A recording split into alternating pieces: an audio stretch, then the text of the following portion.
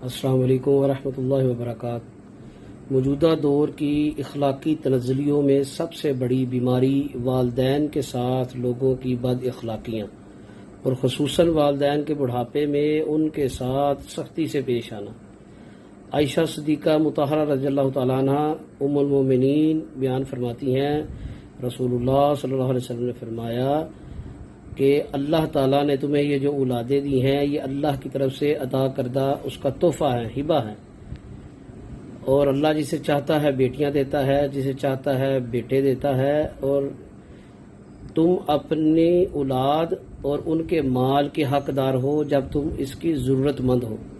यानी जब वालिदैन पर सख्त अब मामला आ जाए, बीमारी है, कमज़ोरी है और माली हवाले से वो अपनी ज़रूरियात पूरी नहीं कर सकते, तो वालिदैन उनके माल में से अपनी ज़रूरत पूरी कर सकते हैं। अल्लाह अमल की तौफीक अता।